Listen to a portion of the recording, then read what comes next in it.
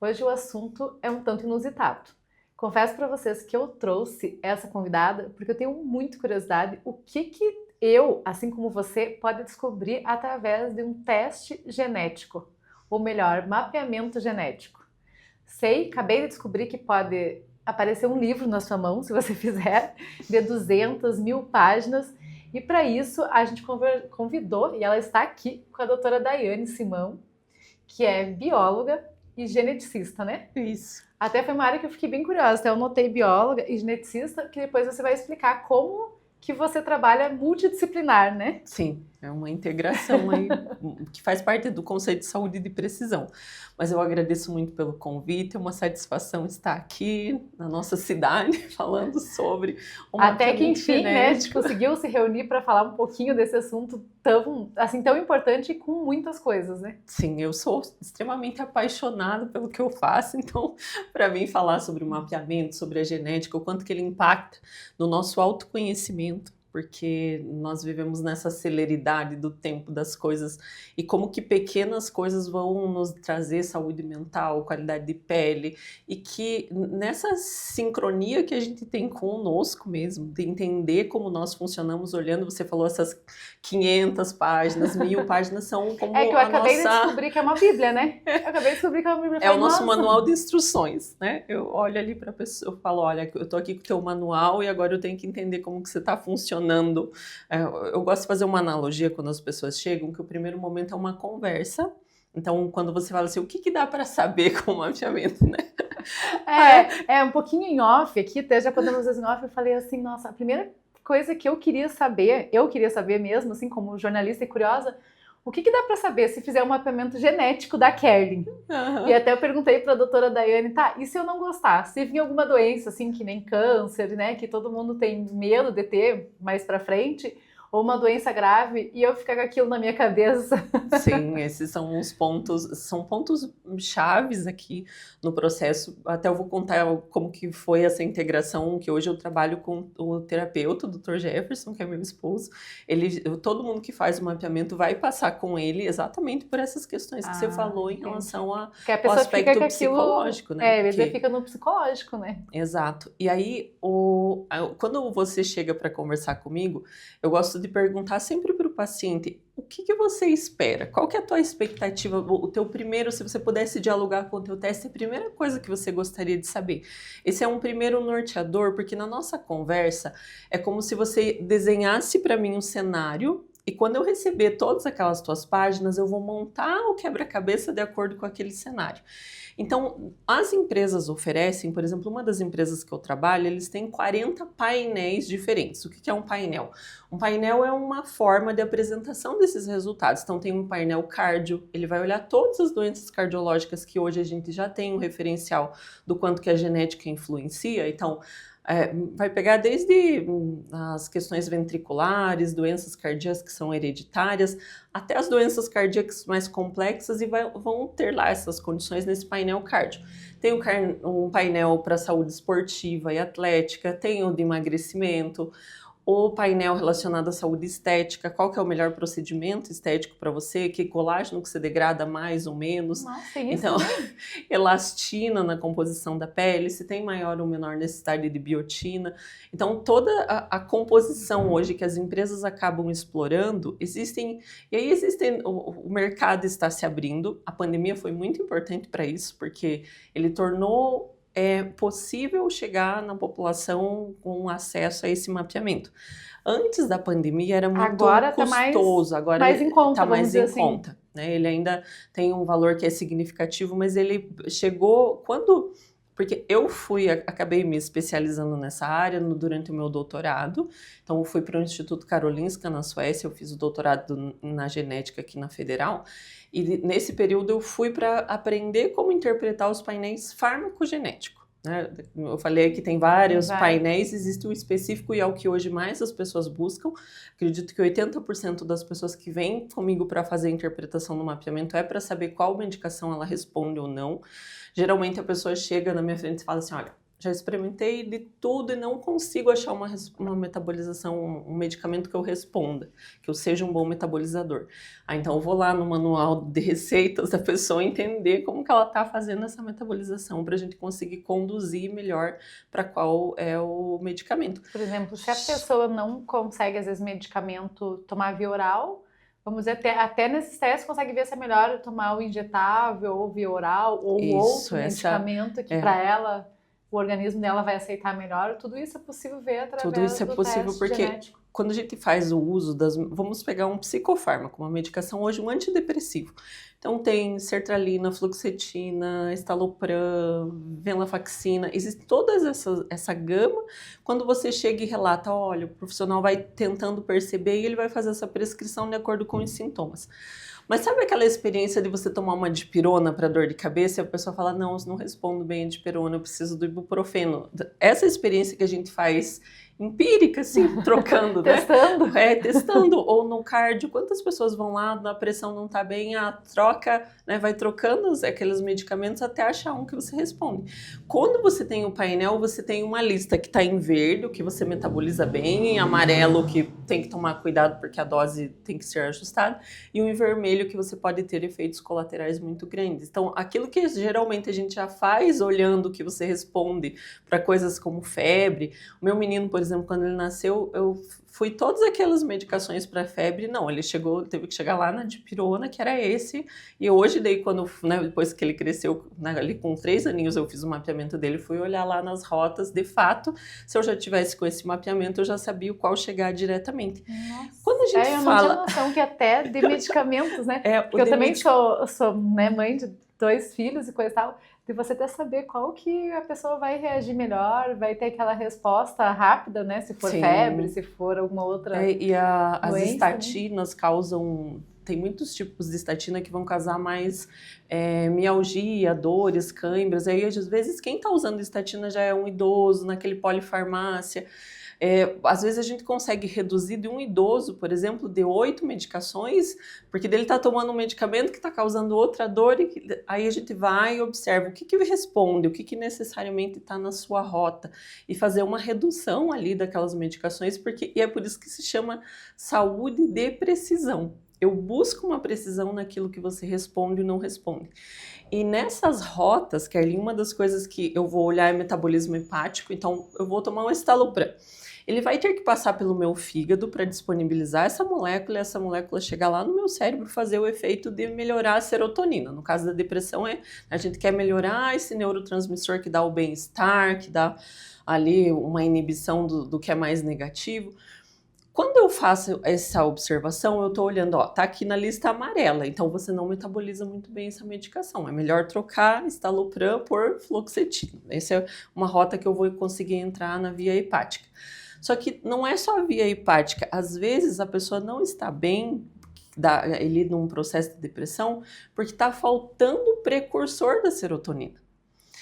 E aí entra uma questão desse conceito de saúde de precisão. A saúde de precisão tem um tripé. Você tem que usar um marcador biológico de alta tecnologia, e esse marcador que eu uso é o mapeamento atualmente, porque é a ferramenta mais acessível, e no desenvolvimento de tecnologia em saúde é o primeiro. Virão muitas, a gente está na era chamada Era das Ômicas. Depois do mapeamento virão muitas outras ferramentas da saúde de precisão. Outra parte do tripé é você considerar o estilo de vida da pessoa. Então, às vezes é aquela pessoa que está num estágio que ela está tão depressiva que o consumo dela é de miojo, né? Ela está ali, ela não consegue mais inserir os micronutrientes, não está tendo precursores dessa serotonina. E a outra coisa é o ambiente onde ela está inserida. Então, nós estamos aqui num contexto, Guarapuava é uma situação, os pacientes que eu atendo que vêm de outros países, cada um totalmente diferente, né? Outra cultura diferente. E o ambiente diferente também, né? Eu vou considerar a poluição dos meus pacientes de São Paulo, já tenho que olhar muito mais a via ali de gás carbônico, porque eles estão em outro ambiente. Aqui eu já tenho que considerar a metabolização de xenobióticos, porque pode ter maior contaminação por ser uma região agrícola. Então, esse tripé da saúde de precisão, ele envolve, assim, uma tecnologia de ponta, algo que esses testes acabam todos indo para os Estados Unidos. É curioso porque, assim, em Guarapuava nós temos um sequenciador ali, né, no Instituto de Pesquisa. No IPEC, né? Isso. Só que o IPEC está começando a desenvolver e ter um fluxo, porque os reagentes ali para fazer o mapeamento são, né, de alto custo. Existe o projeto Genomas Paraná, que está fazendo esse mapeamento, mas ele ainda não dá conta de ter isso como um painel, então acaba indo para fora esses painéis. E ao mesmo tempo eu ali, volto... então eles conseguem fazer, só Consegue. não tem os painéis. Ainda não tem o desenvolvimento comercial para isso, mas eles têm a capacidade tecnológica para esse desenvolvimento. E quando eu falo isso, eu estou usando uma tecnologia de ponta, mas eu estou voltando a falar assim, olha, a vida dessa pessoa é importante.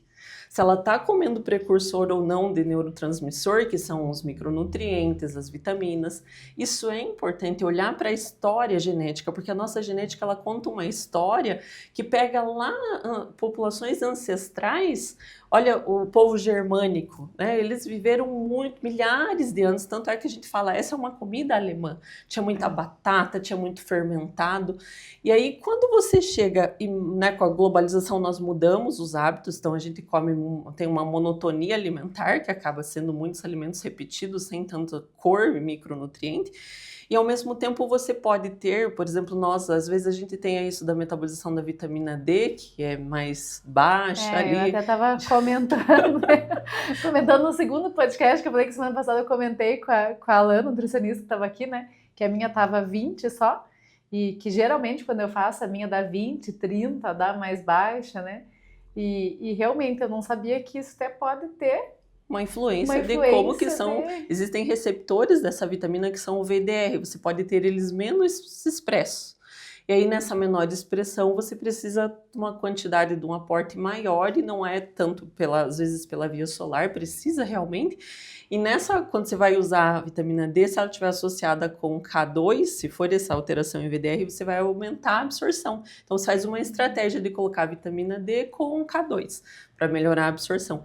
Só que isso vem lá da tua história e talvez você tenha na tua história, porque o Brasil é, né? Esse ano teve um artigo que foi publicado na Nature falando o Brasil é a população mais miscigenada do mundo, é a mais diversa do mundo. E essa história genética, às vezes nós vamos ter alguns receptores, por exemplo, a metabolizar álcool. Os indígenas têm péssimos metabolizadores de álcool. Então, tem mais chance de cirrose hepática, de câncer, porque não faz uma boa metabolização. Agora, olhe o povo, por exemplo, se você tem uma herança mais nórdica, são ótimos metabolizadores hepáticos do álcool. Então, como a ancestralidade também... A nossa genética conta uma história, e é uma história metabólica e orgânica. Não é que você tem um defeito na tua vitamina D, você tem uma história da tua vitamina D. Tem uma história por trás, né? Que você não está mais naquele mesmo ambiente. Os italianos, os mediterrâneos, eles viviam lá com azeite de oliva e vinho e resveratrol, e agora teu corpo ali pedindo aquele resveratrol porque tá na tua herança italiana e você não dá mais naquela mesma proporção. Não tá mais ingerindo, né? E aí eu recebo pacientes assim que ela fala, olha, o meu estilo de vida não justifica esse colesterol alto, não como, não. E você vai observar, é aquele metabolismo que tem uma necessidade aumentada do consumo das oleaginosas de boa qualidade, que aí é aquilo da herança mais mediterrânea, né? Onde eles tinham muito azeite de oliva, as olivas, de uma forma geral. E falando em colesterol alto, me veio, tem alguma questão que você consegue descobrir dos seus genes se você tem tendência a ser obeso? Ou também ao contrário, se teu gene ele é muito bom para você ter musculatura, para você ir na academia, fazer musculação e aparecer mesmo aquele músculozinho na coxa, na perna. Sim. Tu consegue descobrir, por exemplo, eu tenho um gene que está mais alto, então posso ter uma certa tendência a ser obeso. Ou não, eu tenho um gene que fortalece a minha musculatura e até nem preciso malhar tanto, já fica os músculos já mais definidos, que tem gente que vai anos e anos e não consegue, né? Aquela pessoa que fala assim, esse é magro de ruim. Ou magro de ruim, ou a pessoa vai na academia nem tantos anos, já tá com os músculos bem definidos, e fala, como? Já faz 20 anos que eu vou na academia e não tenho essa massa magra toda, e a pessoa vai um ano e já tá bem definida, né? A gente tem um conjunto, e aqui nós estamos falando todas as características que são ditas como poligênicas. É uma receita, né? Eu gosto de fazer essa analogia de receita. A genética médica, por exemplo, se você for buscar um geneticista, um médico, geralmente ele fala assim, um gene causa uma doença. Então ele avalia as trissomias, por exemplo, síndrome de Down, aqueles genes, um único gene já é capaz de fazer uma doença, uma alteração. São poucas as nossas características que dependem só de um gene. Se eu pegar aqui a receita da tapioca ali, depende muito mais da fécula e não necessariamente... Agora, as outras características, por exemplo, um fio de cabelo. O fio de cabelo vai biotina, vai zinco, vai um monte de proteínas para formar esse fio. Então, existem genes diferentes atuando nessa receita para você ter essa constituição.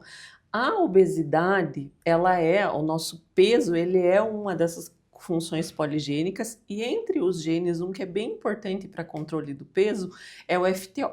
Então, algumas pessoas têm variação desse gene, e FTO vem de fatness, né? Ele já teve um nome associado, que ele é do tipo econômico. Quem tem o FTO tem a leptina bem baixa, que é aquele hormônio da saciedade. Então, ele fica ali na busca, foi selecionado porque foi importante no momento para as populações viverem ao frio, à miséria.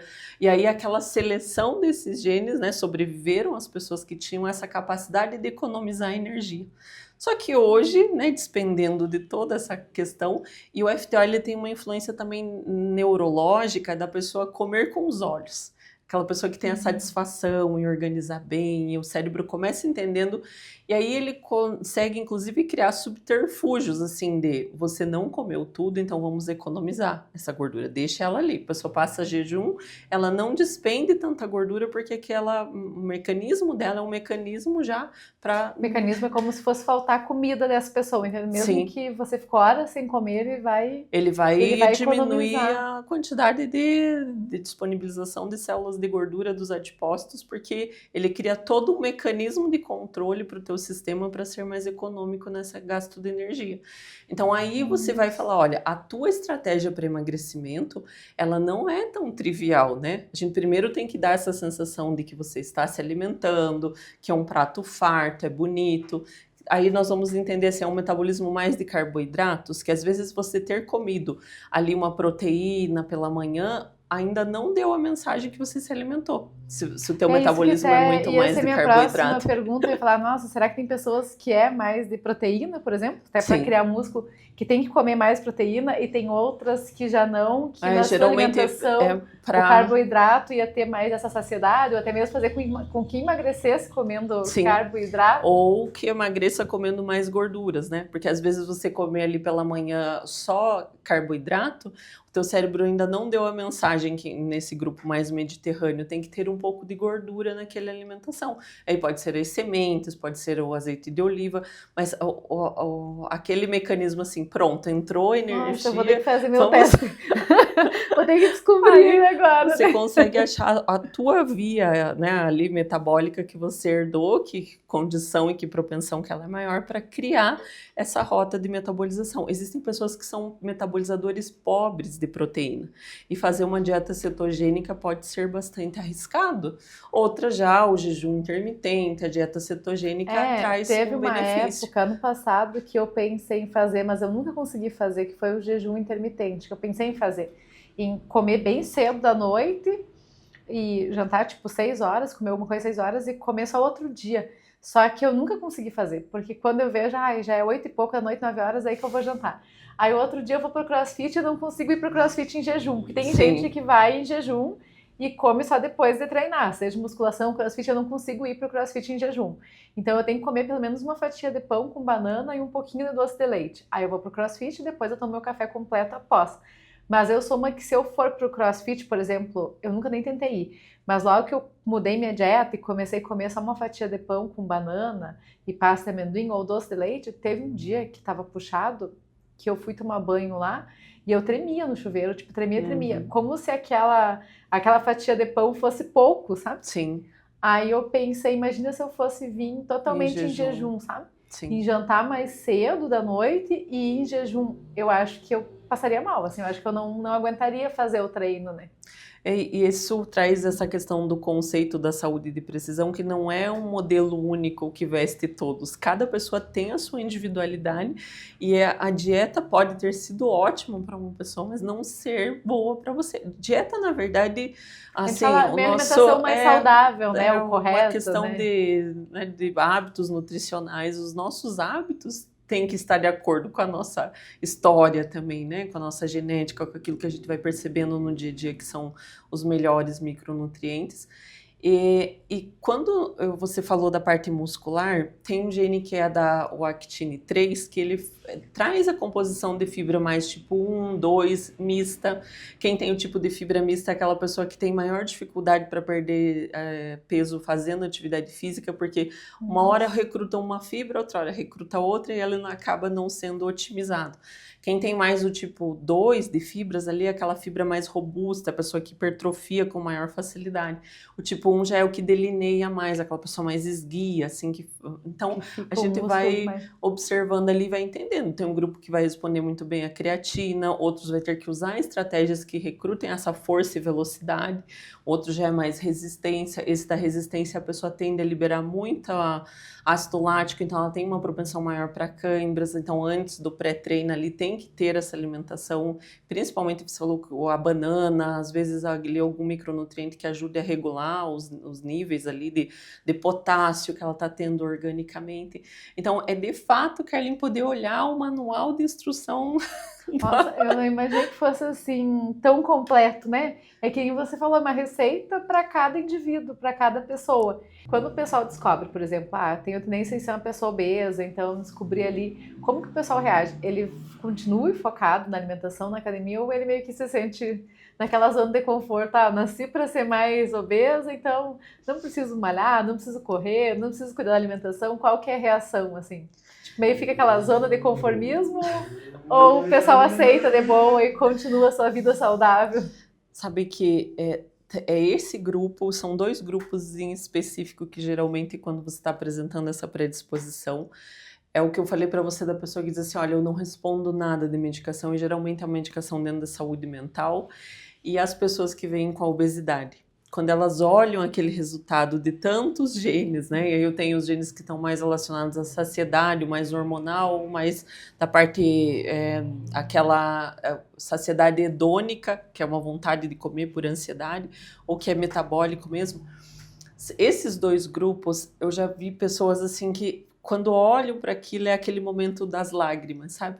De falar assim, agora eu entendo a minha luta, que não era preguiça, que não era má vontade, que não era porque eu não estava me dedicando. Eu entendo que agora eu tenho essa genética e a partir desse conhecimento eu vou pegar o meu melhor, sabe? E é uma forma assim de eu entendi o porquê. Dá como se fosse aquele alívio, assim, Sim, de eu pensar. entendi. Eu ia para academia, eu tentava com nutricionista, me alimentava corretamente, mesmo assim tinha dificuldade de perder peso, de eliminar alguns quilos. E aí, até o do medicamento, eles dizem assim, olha, como é de saúde mental, parece que eu fico inventando as coisas que eu não respondo. Porque a subjetividade de você falar, eu respondi ou não, está bem ou não está bem de saúde mental, não é simples, né? Porque se você está olhando uma ferida, está cicatrizando, não está. Agora, como que você mensura se a pessoa de fato melhorou daquela depressão ou não?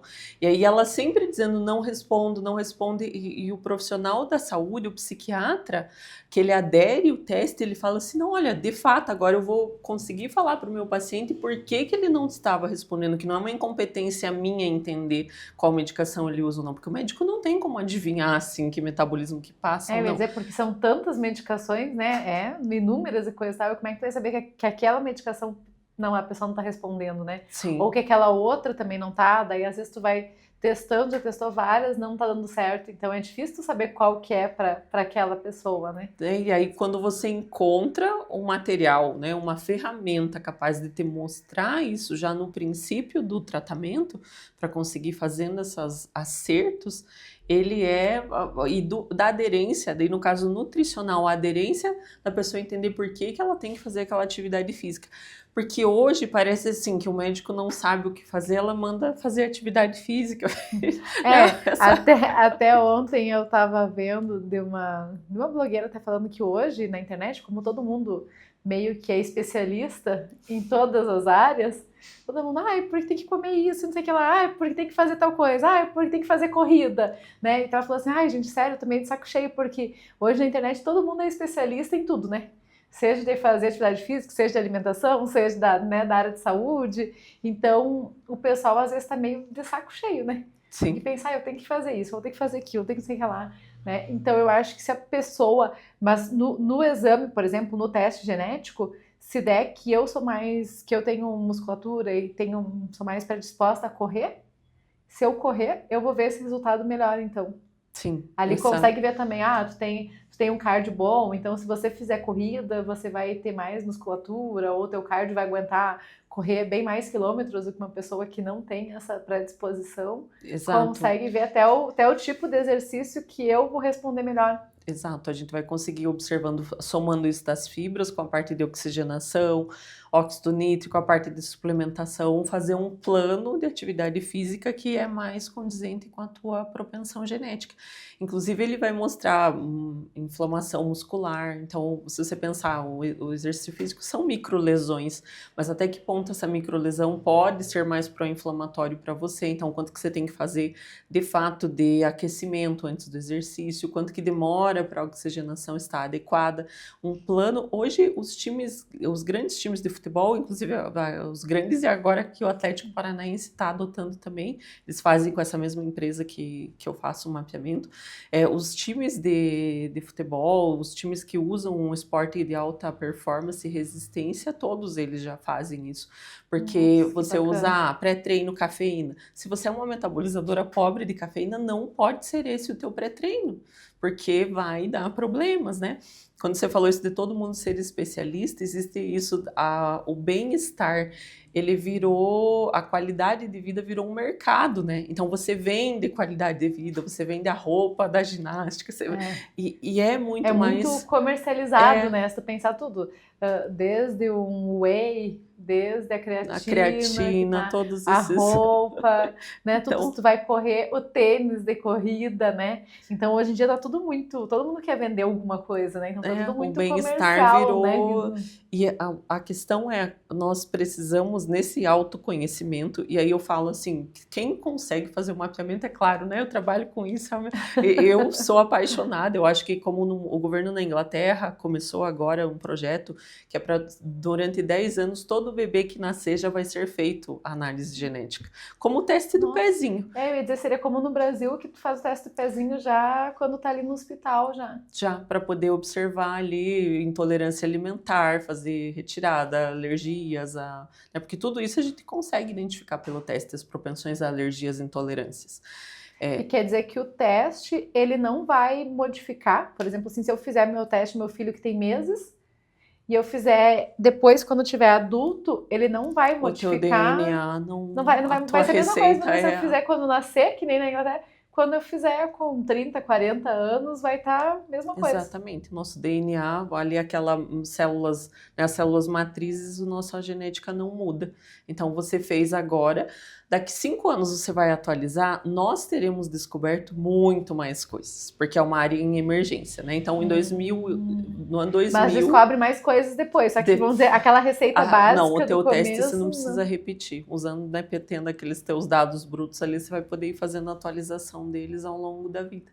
E aí o governo, né, colocou isso para ser como se fosse o teste do pezinho, como um planejamento para já identificar e triar doenças, porque a medicina de precisão tem 5 P's e um deles é a prevenção.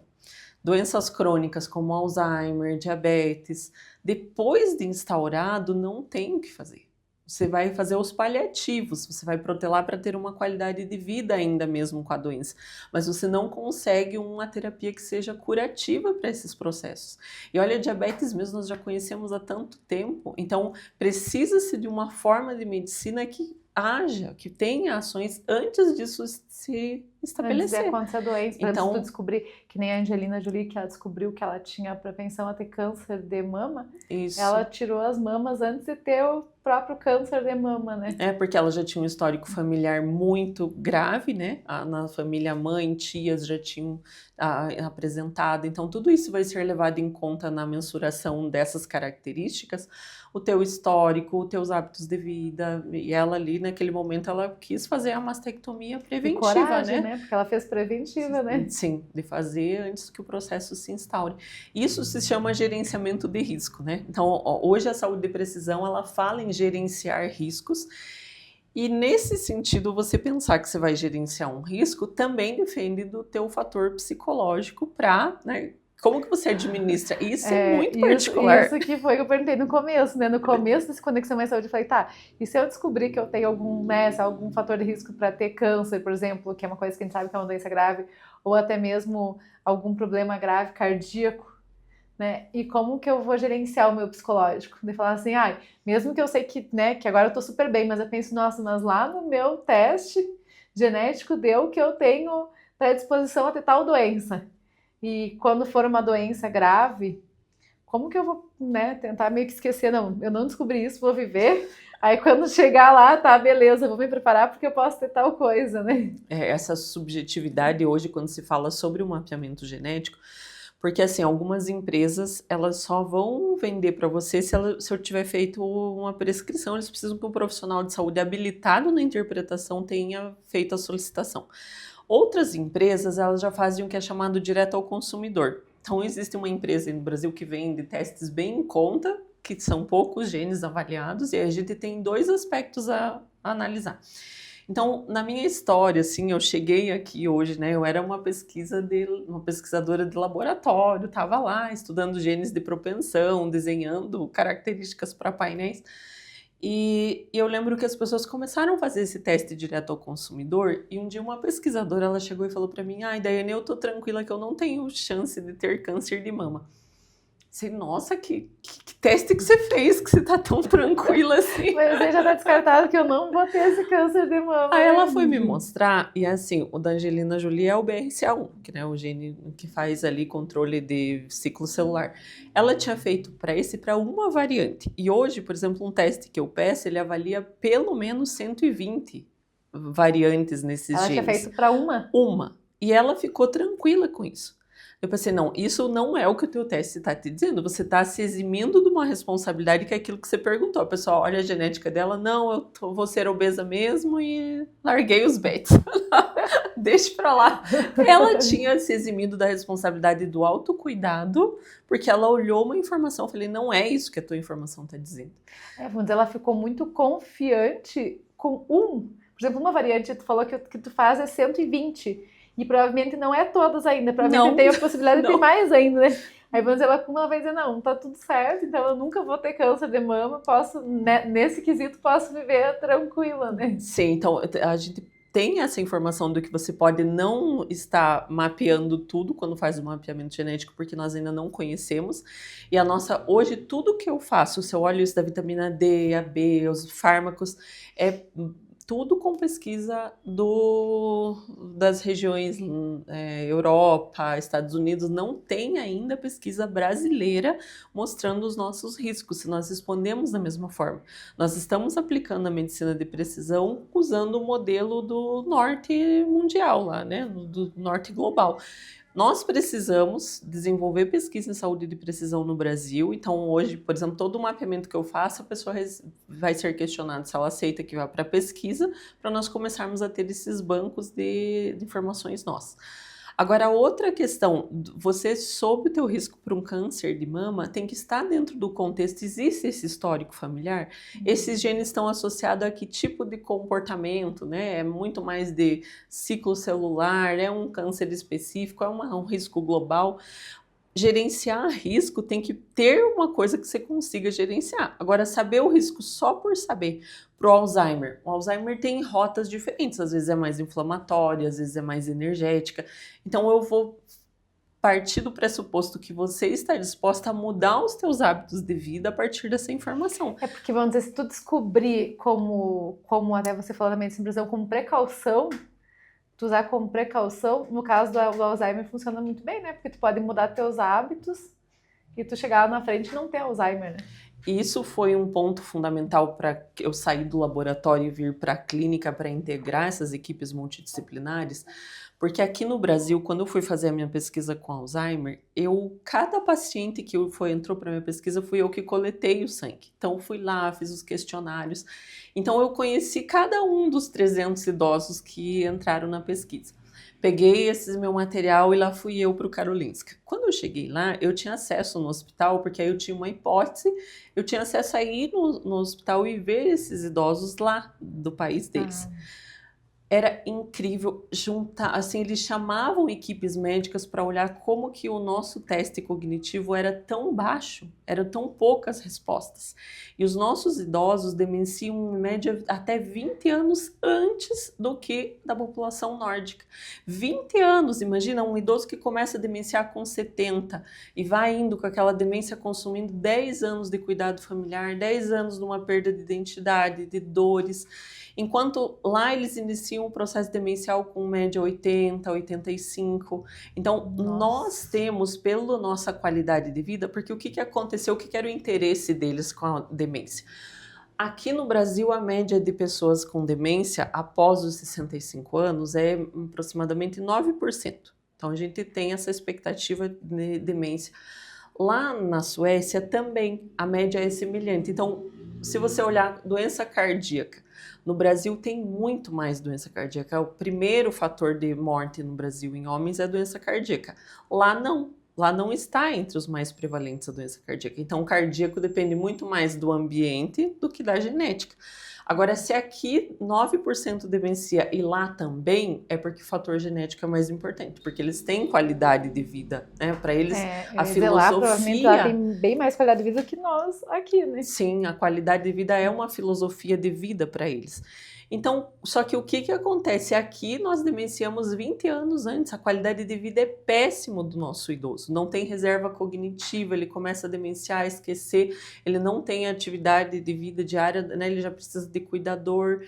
Então, quando eu observei a diferença desses idosos e o que? Eles se alimentam bem, fazem atividade física, eles têm um ambiente propício para melhorar da cognição. Uma das coisas é ter uma reserva cognitiva. Lá tem um museu para cada final de semana você ir visitar, porque né, o nosso cérebro precisa de estímulo, de cores, de cheiros. Né? A nossa função neurológica a gente percebe o ambiente e tudo é, né, os nossos 5 sentidos são esse aparato neurológico para percepção. Ele processa a informação e ele responde. Então, o tempo todo, esses estímulos estão dando essa reserva cognitiva. E nós não temos isso por cultura, ouvir música diferente, em frequências teatro, né? Pensar. Até assim, idosos, tudo, eu vejo a dificuldade. Eu gosto de ler livros impressos, de pegar o livro e ler, mas eu vejo a dificuldade em pessoas assim que eu conheço, da minha família, que tipo, tem 60 anos, 60 e poucos anos, que não leem mais livro, né? Que ou tu vai pra TV assistir uma série, mas não leem mais o livro, assim, tu pode ter o livro nas tuas mãos ali, não leem, né? Que é uma coisa também que estimula muito, porque quando tu tá lendo o livro, independente se tu vai ler um livro mais, assim, de ficção ou um livro empresarial, mas é um estímulo pro teu cérebro, né? Ou você fazer tá gerando, palavras né, cruzadas, que imaginário. Antigamente o pessoal pegava no jornal, né? Aqui agora a gente não tem mais jornal impresso, mas antigamente pegava no jornal impresso, fazia palavras cruzadas, né? As pessoas também deixaram de fazer isso, que tu tá estimulando qual palavra, qual sinônimo de tal coisa, não sei o que lá, né? Então, assim, eu acho que isso, além de você, né, que nem você falou de música ou ir para um teatro, o hábito da leitura se perdeu muito também. Sim. E o idoso ficou meio assim, é da idade. Não, perder a memória não pode ser normalizado. O idoso tem que ter atividades, não faz isso porque é idoso. Por exemplo, lá se você está no ônibus, alguém derruba, o idoso derruba e você for pegar para eles, eles se sentem ofendidos com isso. Nossa, e sabe, eles, tu vai tentar eles precisam exercer a funcionalidade para continuar por mais tempo na atividade, né? Então, a nossa questão de, por exemplo, alguma coisa aqui na população de Guarapuava mesmo, tem estudos da EPAPA que mostram isso, né? Que é da Associação pro Alzheimer, que os nossos idosos, por causa do uso da prótese, não conseguem comer carne. E carne é a proteína fonte para a produção de neurotransmissores. Aí você passa a não ter acetilcolina. Gente, a melhor fonte de acetilcolina é a atividade física. A acetilcolina é o neurotransmissor do aprendizado, do bem-estar. Então, quando você quer movimentar um músculo, você recruta esse neurotransmissor. E quando você quer aprender, você recruta o mesmo. Então, a disponibilidade que você tem dessa acetilcolina... Então, o movimento é da acetilcolina. Vamos dizer, tudo movimento de tu mexer o braço... esse neurotransmissor. E a colina está principalmente, né, um dos grandes precursores é a gema do ovo, tem colina. Então, essas gorduras boas, eles são o ômega, é fonte dessa colina. Então, nós precisamos ter uma nutrição que nos dê esses precursores, mas também essa ativação. Então, não, né, pega o carro e leva o idoso ali na farmácia, ele precisa caminhar, precisa fazer um exercício.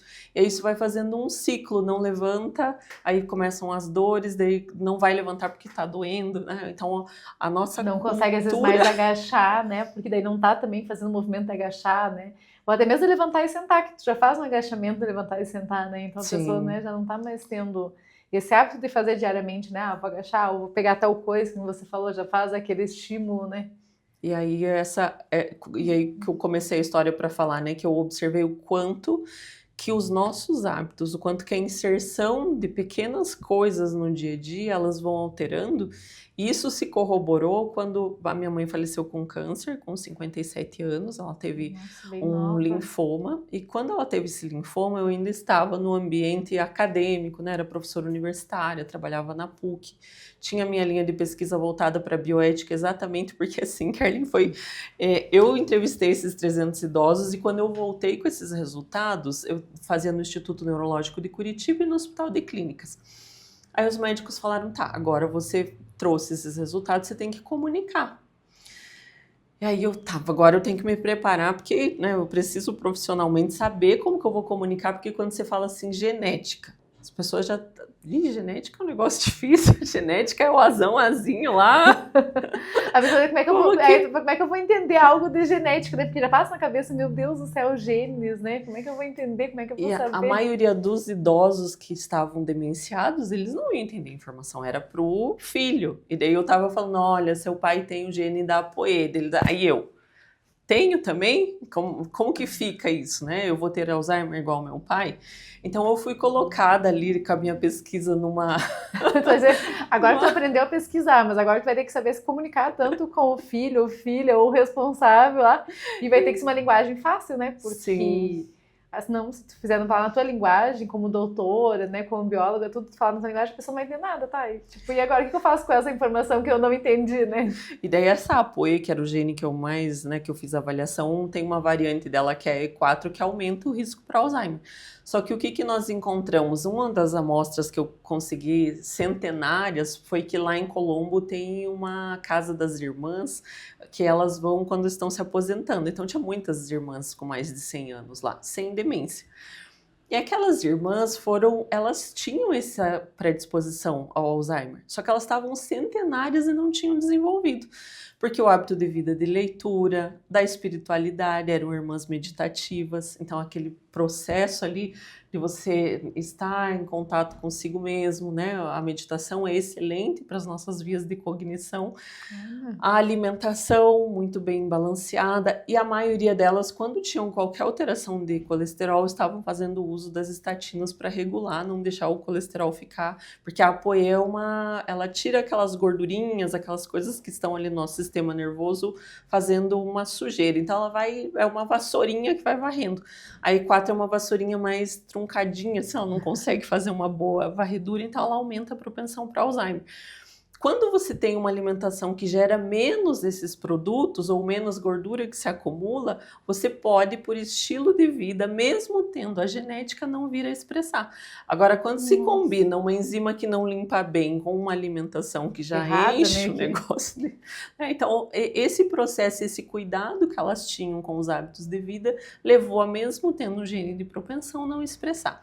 Então, por exemplo, se lá elas tinham esse gene e estavam com 100 anos e não tinha demência, e aqui no Brasil a pessoa com 65 anos também tinha o mesmo, vamos dizer, a genética bem semelhante, os hábitos delas então conseguiram fazer com que ela chegasse aos 100 anos sem ter essa, tipo, A viver expressão normal, dessa tantos consciência. hábitos de alimentação, meditação que você falou, fez com que elas chegassem aos 100 anos e estarem, tipo, lembrando de tudo, vivendo a vida normalmente, conversando, não esquecendo quem elas são, quem são os filhos. Fazendo ali o processo né, que elas tinham da rotina delas, sem atrapalhar as atividades de vida Aí, se tu diária, pensar sem por esse perda lado, é muito cognitiva. legal saber o teste genético, né? O que eu tava brincando no começo, Sim. você tá falando que dá medo, de descobrir se posso ter uma doença grave lá, mas se for uma doença, que nem você comentou da Alzheimer, é bom você saber para mudar o teu estilo de vida.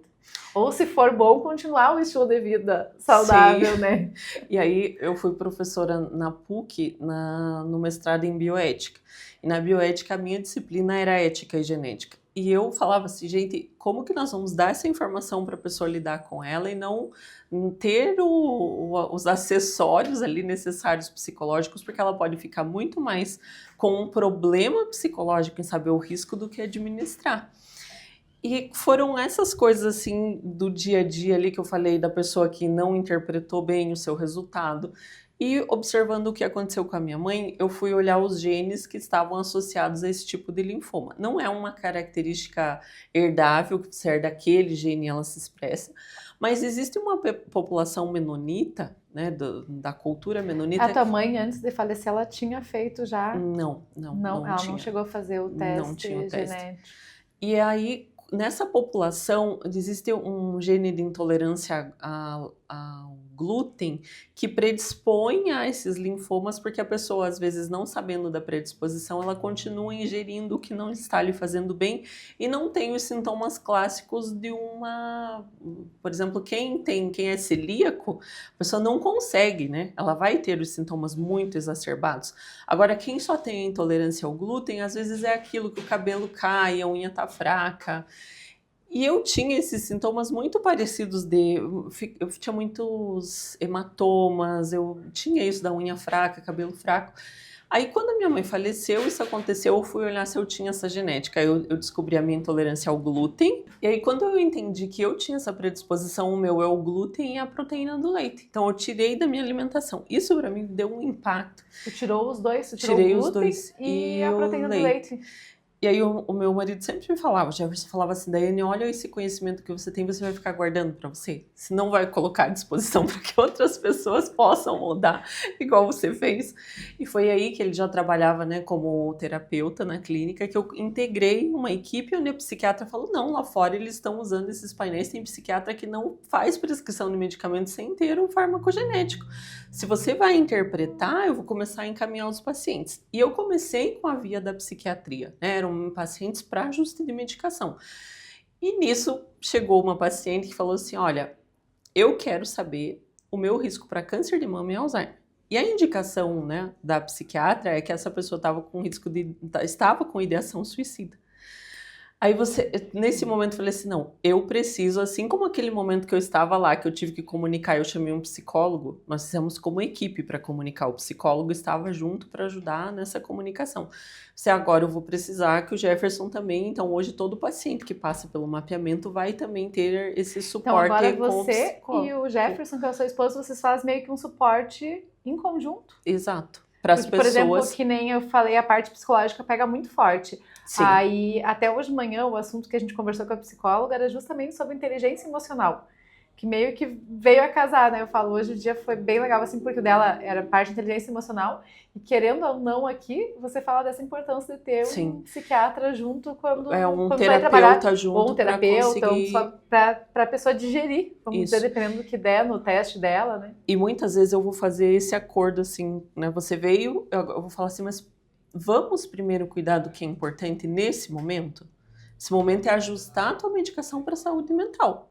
Num segundo momento, quando a gente entender que for o tempo, nós vamos para esses riscos. Porque agora o primordial é a saúde mental. Por exemplo, essa paciente que você falou, ela estava com pensamento de suicídio. Então, vamos dizer assim, se tu não tivesse o Dr. Jefferson, o psiquiatra, junto mesmo, ela tendo esse resultado, ela poderia sair dali e até cometer uma loucura. Sim, porque né? talvez era o que ela precisava para melhorar ainda a tomada de decisão dela por finalizar. Eu tenho realmente depressão. Então, aí vão essas questões de acordo do que o próprio profissional percebe que precisa ser. Então, ele vai falar assim, é o painel farmacogenético. E é isso. Não vai ser nada das outras questões associadas a doenças crônicas nesse momento.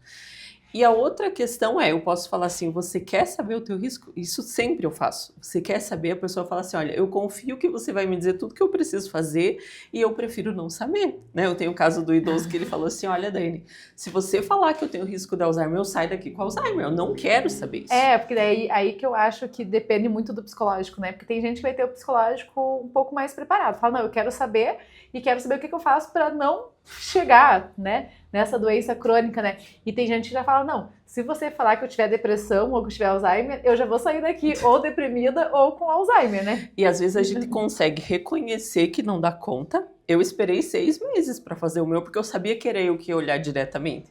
Então eu precisei me preparar, eu olhei tudo que eram alergias, tal, mas esse dos riscos eu não olhei. Depois eu tenho uma amiga que trabalha comigo, ela olhou primeiro e depois ela me comunicou, porque eu pensei assim, eu preciso entender que eu não vou saber administrar de cara essa informação, porque quando eu tô falando do outro, é outro, agora comigo mesmo, né? Isso que eu ia falar, porque tu conseguiu olhar só uma parte, então. Consegui. E quando chegou lá nos riscos, você esperou 6 meses, né? Porque, Sim. vamos dizer assim, se você olhar, você que vai saber interpretar, tu já vai saber, vamos dizer, toda a tua Bíblia ali, tu já vai saber olhar. Sim, ela de então cabo a rabo, eu precisava do tempo para que eu administrasse isso da melhor forma, né? Pensando o que eu vou mudar, o que vai ser qualidade de vida. E assim, quando eu descobri do glúten e do leite, eu fiz toda uma despedida, foi um luto. Eu fui me despedir da panificadora, porque hoje uma panificadora não me pertence. E você sofre com isso. Você vai saber o primeiro Natal e Ano Novo que eu não vou comer nada. Você tem que levar tuas frutas, tua proteína, eu fiquei pensando né? nas festas mesmo, se parar pra pensar, tipo, festa de Natal, de final de ano, ali de Réveillon, ou até festa de aniversário, que você gosta de ir comer um bolo recheado. Sim, você passa... Comer um brigadeiro que tem, né, que tem o leite e tudo, né, então... Sim, você precisa esse luto dessas coisas, né? Então essa preparação para o momento que eu vou sabendo disso, tomar a responsabilidade que me cabe em relação à minha saúde. E por isso que a saúde de precisão, um dos P's é o paciente deixa de ser paciente, aquele que só espera o que vai vir, ele passa a ser protagonista também da saúde dele, né? Observando isso eu posso, isso eu não posso, essa é a minha condição, né? E olha, o meu marido, ele pode comer leite, glúten, não tem nada para ele, isso não são substâncias que fazem mal para a saúde dele. Então, isso que você falou lá hoje todo mundo é especialista, não pode comer, depende, tem gente que proteína não metaboliza bem, então tem que cuidar de colocar às vezes uma enzima digestiva para melhorar a absorção. E na alimentação de vocês daí, como vocês fazem, ele come normal e só você que não? Sim. Ou ele entra junto também e vai dizer, não, também já não vai comendo glúten. Assim, nas refeições em geral, a gente já não tinha muito carboidrato, né, de massas, assim. Às vezes o macarrão hoje já tem sem glúten, com outros tipos de farinha, mas os pães, eles comem normal em casa e eu que... Você que lute. Eu que lute, né? Mas, por exemplo, final de semana, estamos viajando, vamos fazer um lanche. Isso não existe, eles têm que se organizar para chegar e almoçar, porque eu preciso almoçar. Todo mundo acaba, né, se adequando. Todo mundo acaba cedendo um pouco, né, quando é em família. Porque, por exemplo, mesmo que ele e teu filho conseguiriam parar só fazer um lanche, para você não, para você já tem que ser o almoço, né, tem que ser a comida ali, né. Sim, então tudo isso vai se adequando no dia a dia. Nossa, como é ruim, né? Fiquei pensando como é ruim ficar sem glúten, sem o leite, né? A minha mãe descobriu agora ela tá com 61, mas ela descobriu com 40 e poucos, não faz tanto tempo assim, mas ela tinha uns 40 e poucos que ela tinha intolerância à lactose. E daí esses dias eu estava lembrando dela, eu rindo, porque se ela comesse lá, a gente chama de galinhada, o que o pessoal chama de risoto aqui, né, lá no Rio Grande do Sul a gente chama de galinhada. Se ela comesse galinhada à noite, ela sempre culpava que era o frango da galinhada que fazia mal. Só que junto com a galinhada, ela tinha, depois da janta, ela comia geralmente pão com nata, né? E ela nunca imaginou que fosse lactose, ela sempre falava que era galinhada, não era nata, né? Daí quando ela fez o exame e descobriu, aí, nossa, mudou a vida dela, porque assim, se ela quer no aniversário, que ela já vem pra cá no aniversário da Júlia, do Cauã, ela traz o remedinho dela e ela toma de manhã, aí de tarde ela come o salgadinho, come os docinhos, né? Mas ela sempre tomou remédio de manhã, pra fazer, né, pra dar o tempo do remédio fazer o efeito e de tarde ela comer. Mas eu falo, nossa, antes ela sempre culpava, não posso comer frango à noite. E não tinha nada a ver com, né? Tinha a ver com a nata, com o creme de leite, com não tinha nada a ver. Aí eu falei, nossa, culpava, e no vilão que nem era o vilão, né? Aí Mas- quando ela descobriu, mudou, assim, que ela parou de comer, ela come agora, se ela gosta de tomar leite, né? Eu até não tomo leite, tomo café preto puro, assim, mas ela gosta, ela toma o zero lactose, ela compra o queijo só pra ela, que é o queijo zero lactose, né? Sim. Né, agora ela compra o creme de leite também, que é o zero lactose, né? Então, tipo, agora ela começou a comprar esses produtos, assim, que ela gosta de comer, ela começou a comprar zero lactose, né? Mas por exemplo, para mim hoje, quando eu olho a minha mãe, né, tinha toda uma expectativa, eu não morava aqui, então quando meu filho nasceu, né, a minha mãe não conviveu assim mais tempo com o Felipe. Quando ele faleceu, ele tinha 1 ano e 7 meses.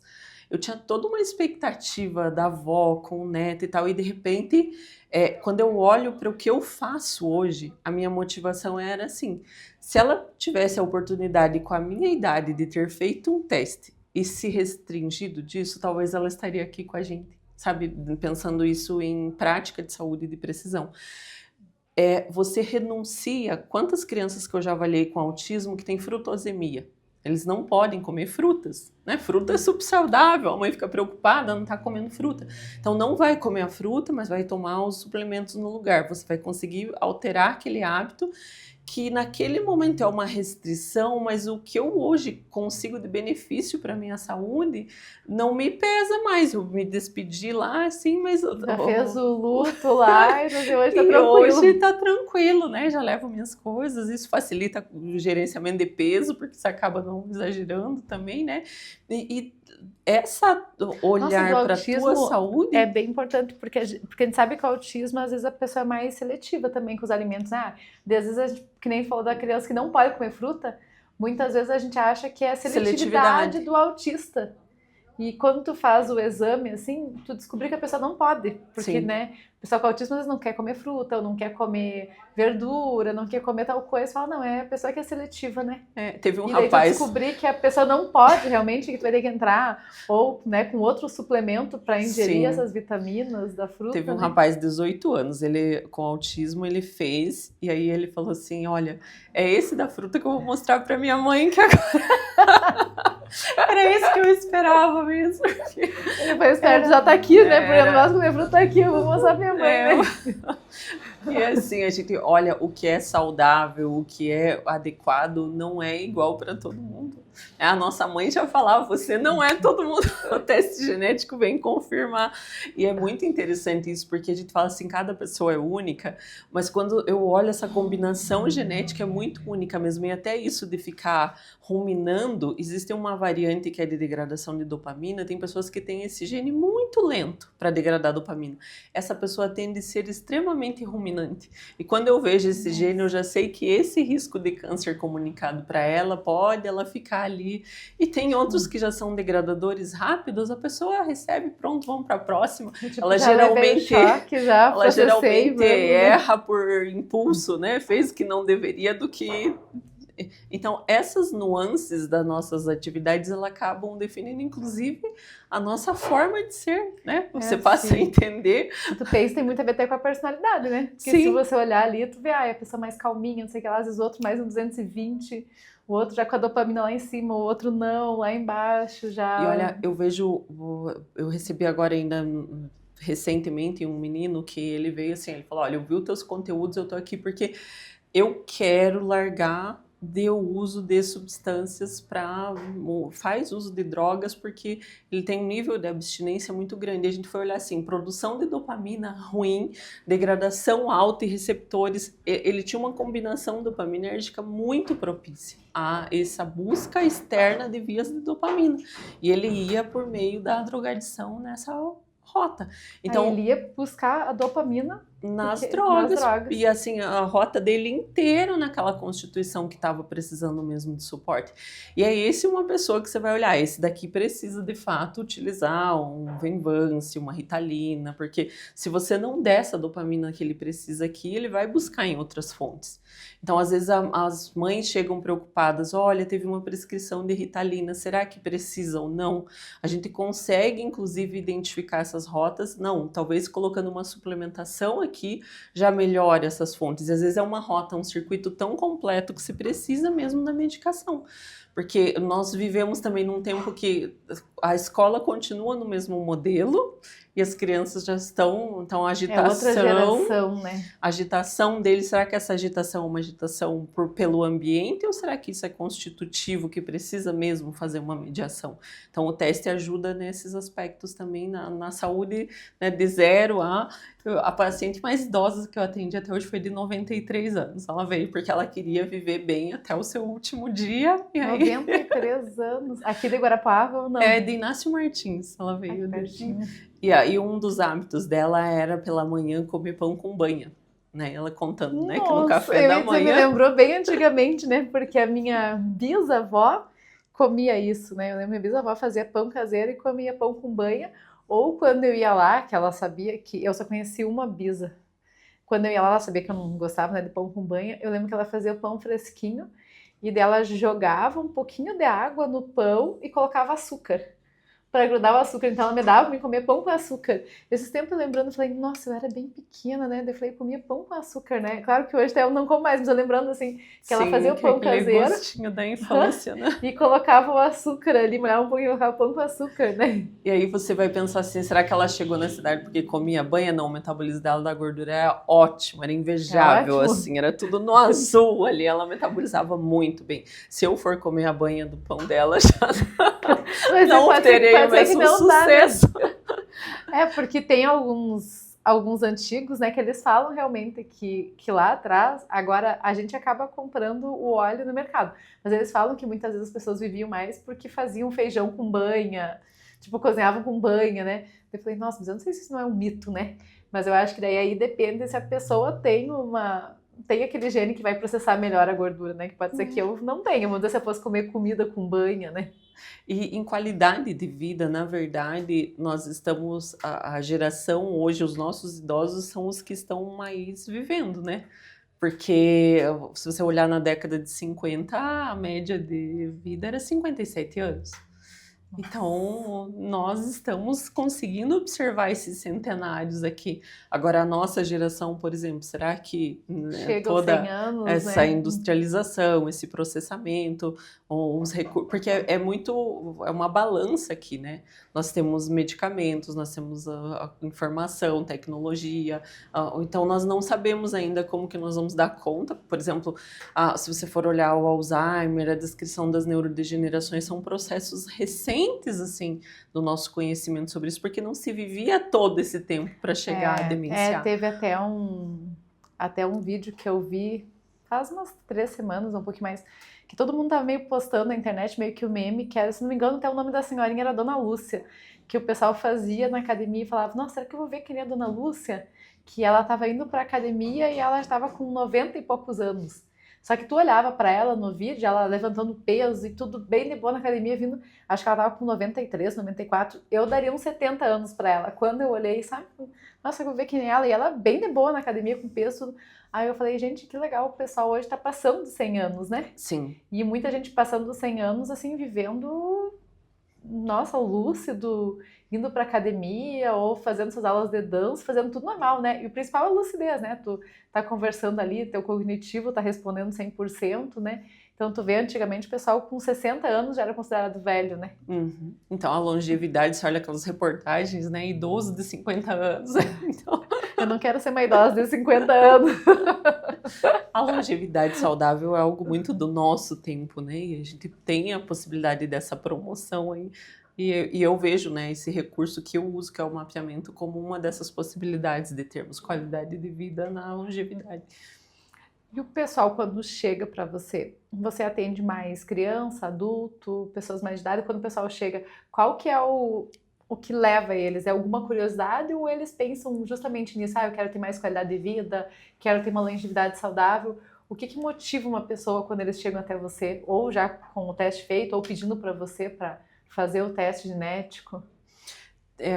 O meu primeiro grande grupo é a neurodivergência. Então, são pessoas com autismo, superdotação, TDAH. Esses vêm para ajuste medicamentoso ali, como neurodivergência, a compreensão, se de fato... E aqui a superdotação é o que predomina. Inclusive, eu tenho um Até eu vi no painel... teu Instagram hoje, que eu entrei para dar uma olhadinha, e me chamou muita atenção um vídeo seu falando justamente sobre superdotação. Aham. Que eu falei, nossa, que conteúdo legal, achei Porque muito legal, porque foi- já ouvi falar algumas vezes e achei legal, assim, que nem até você ponderou lá, que às vezes a pessoa acha que é super positivo, né? Acha que a pessoa vai ser aquela pessoa que vai tirar 10 em tudo na escola e não é bem assim, né? Sim, a superdotação ainda... se você for olhar, a Organização Mundial da Saúde fala que vai entre 3% a 5%. Então, numa escola, quantas crianças tem numa escola? Se você pensar que 3% das crianças são superdotadas, elas estão lá e ninguém sabe que elas estão lá. E elas estão ali olhando, entendendo tudo que está acontecendo e se sentindo fora da curva. Muitos países, como nos Estados Unidos, a minha irmã chegou em Salt Lake City, uma das primeiras coisas que eles fizeram foi fazer testagem para identificar se já vai para um programa que seja específico para superdotação. Eles acolhem e sabem que aquelas pessoas precisam de um suporte diferenciado para o aprendizado. Aqui não tem teste, né? E aqui, essas pessoas chegam depois na psiquiatria por se sentir deslocado socialmente, por não ser compreendido e se sentir assim, fora da curva. Porque geralmente uma pessoa superdotada, ela não se considera inteligente. Ela olha o tanto que ela ignora das informações e ela faz uma autocrítica de falar assim, não, eu sei algumas coisas, eu tenho algumas facilidades, mas eu sou uma pessoa esforçada e tal. Então, a última coisa que a pessoa se pergunta é se ela tem uma superdotação. Às vezes até ela pensa assim, será que eu sou autista? Porque o barulho me incomoda, a etiqueta me incomoda, eu penso muito rápido. E geralmente o psiquiatra encaminha como...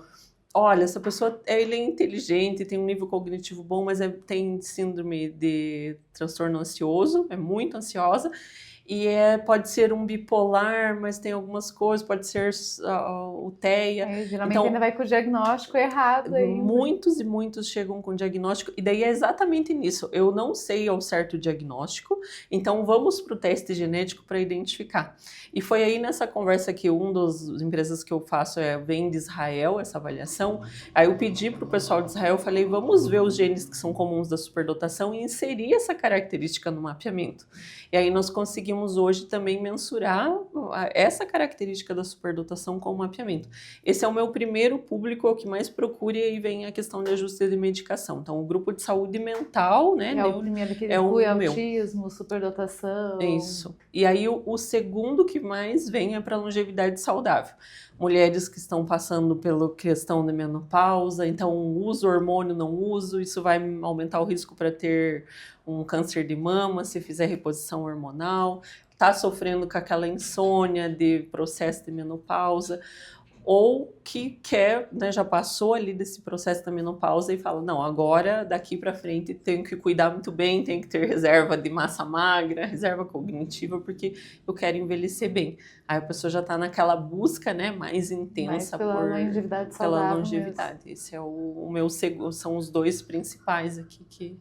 Então, seria o pessoal, né, que tem mais na questão de autismo, e a pessoa de 50 e poucos, 60 anos, que já está pensando mesmo em ter uma longevidade saudável. Sim, esses são os dois principais, mas eu já atendi bebezinhos de 6 meses que vêm para fazer, porque está aqui numa investigação, né, de alguma condição, até idosos lá com 90 e poucos anos, que dão mapeamento, serve então para qualquer público. Eu ia dizer, não tem idade, né? Pode ser desde bebê até 93, 94, Sim. Né?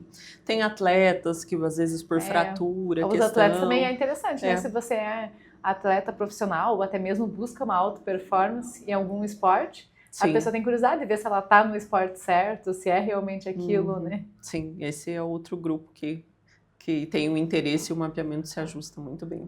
Esqueci de perguntar alguma coisa, doutora Daiane, que é importante.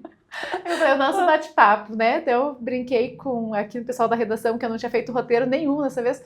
Foi, acho que, nosso episódio mais longo até agora, né? Já deu 1 hora e pouco. Falei, viu? Imagina se eu tivesse feito roteiro ainda, a gente ficaria 2 horas e pouco tranquilamente aqui, né?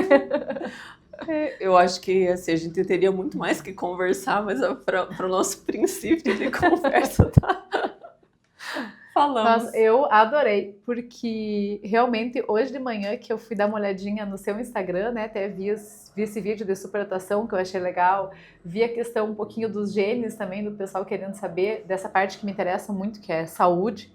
Então, por isso eu perguntei da questão da obesidade, da questão de ganhar músculos, porque na revista Mais Saúde a gente tem um foco muito grande em alimentação saudável, em sim incentivar o pessoal a fazer alguma coisa, né? Que nem eu falo, é muito importante fazer uma caminhada, uma corrida, musculação, qualquer coisa, dança, né? Sim. Então, a gente também gosta muito bem de incentivar a leitura, fazer algo diferente, que aumenta relacionamentos, a pessoa se insere num contexto social, isso também, né, ajuda muito a questão de experiências. Então, assim, foi libera muito... ocitocina. Libera ocitocina. Então, foi assim, foi um bate-papo incrível, porque acabou aglomerando um pouco de tudo, né? Sim, a nossa genética é uma receita que não é dicotomizada por áreas, né? Nós somos, então, isso é legal que acaba, né? E por isso que eu falei que quando eu sou como profissional da biologia, eu consigo entender o padrão de funcionamento das coisas. Essa é a base da saúde de precisão, a biologia dos sistemas. Então, você não pergunta os sintomas que estão lá em cima, você pergunta assim, o que está acontecendo para a ansiedade aparecer? Não é a ansiedade, é o foco. Não é a ansiedade, é o tá que aqui, tá, né? tá na base biológica para que esse sintoma chegou lá. Eu posso chegar no bolo de chocolate, que é uma receita, com uma mistura diferente de ingredientes. O meu não vai nem trigo, nem leite, vai leite de coco e farinha de coco. E eu chego no final em bolo de chocolate. Então, quando eu olho a receita das pessoas, eu estou olhando aquela base ali, para que no final pode chegar ao mesmo sintoma, mas eu consegui entender o que é a origem disso, né? E quando nós conhecemos essa nossa origem, essa nossa possibilidade de olhar para nós com essa individualidade como pessoas únicas, né? Desse todos os mapeamentos que eu avaliei, eu consigo afirmar isso. Cada pessoa tem na sua individualidade características que são únicas, são uma combinação dela, né? E o nosso convite é ser essa pessoa única que a nossa genética traz, indiferente aos movimentos externos. Então, se eu gosto de dançar, é esse o exercício que me faz bem, né? É essa busca por uma integração com quem nós somos, que o mapeamento é uma dessas ferramentas de auxílio. Eu fico muito feliz de poder interpretar e ajudar as pessoas no caminho do autoconhecimento. Tá comprovado que cada ser humano é único, né? Quando a mãe fala mesmo, se fulano de tal vai pular na ponte, você vai pular também? Aqui a gente fala, viu, o conselho de mãe é sábio, né? Então tá mais que comprovado que cada serzinho realmente é único, é especial, né? É único. Então por isso que algumas pessoas falam, realmente eu não curto aquilo lá, não gosto, não vou.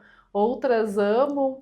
E eu falo isso até na questão de mães, assim, que a gente até comentou da escola, tem mães que adoram tal escola, tem outras mães que não gostam, ser pediatra é a mesma coisa, né? Falando sobre mães que, eu indico falando de tal, outro, nossa, fui odiei, né? Então a gente vê que tá mais que comprovado que cada mãe, cada filho, cada ser humano é único, né? Então por isso que às vezes a gente não pode também empurrar muito os gostos da gente nos outros, né? Tipo, não faça isso, faça aquilo, querer dar tantos conselhos assim, porque realmente para mim faz sentido, mas às vezes para aquele outro ser humano tá totalmente fora de padrão, né? E essa riqueza é muito necessária, né? A diversidade de pensamentos, de formas de ser, ela propicia a vida, né? É a cor que cada um tem que faz essa diversidade ser bonita, de estarmos socialmente inseridos também. Como você falou, Brasil aqui é muito variado, né? Então, nosso povo aqui é um povo um pouco de cada cultura, é italiano, é alemão, é muito miscigenado, né? Então... Sim. E isso você comprova também, né? A parte bem... Todo mundo gosta de ver a sua parte de ancestralidade, né? Quer ver o quanto que tem de cada população. E aí a gente tem afro, tem ameríndio, tem europeu em grande proporção ali. Legal. Russo. Nossa, aqui no Paraná tem muita gente com etnia russa. O meu com certeza ia dar um pouco de russo também, né? Então agradeço a doutora Daiane por tirar esse tempo, né, sair da sua clínica, vir para cá, trazer tanto conhecimento, tantas informações, pessoal que está nos assistindo no Conexão Mais Saúde, que é no canal do YouTube, pessoal que está nos acompanhando na TV Araucária também, que está saindo no mesmo horário, está saindo às 20 horas, na quinta o inédito, na sexta às 20 horas e na terça-feira às 22h30 na TV Araucária. Fora as reprises que o Maurício fala que passa durante manhã, tarde, durante o dia. E fiquem ligados porque cada semana é conteúdo novo, é informação, é dicas e tudo isso para vocês viverem com mais saúde e longevidade saudável. Obrigada, doutora. Eu agradeço a oportunidade de vocês me acolherem aí em suas residências, falando sobre genética. E fica o convite para me seguirem nas redes sociais, é @doutora Daiane Simão, tem conteúdos também em YouTube, mas seguir lá no Instagram, que estão sempre trazendo o que é possível da genética no nosso dia a dia. E foi um conteúdo leve. Eu achei que ia ser um conteúdo assim, falei, gente, será que eu tô preparada, né? Um conteúdo que nem você falou, um conteúdo que a gente não sabe, né? Foi um conteúdo gostoso, leve, então continuem seguindo a gente também aqui no Conexão Mais Saúde, no Instagram da revista, que a gente sempre traz muito conteúdo. Até o Instagram da revista já tá passando aqui, né? Mas a gente sempre traz muito conteúdo, seja de alimentação, exercícios, hoje dessa parte de genética, que eu achei fundamental, essencial. Todo mundo tem que fazer o seu exame já, vou me preparar para isso também. E sempre trazendo conteúdos para vocês viverem com mais saúde. Um beijo, até a próxima. Tchau, tchau.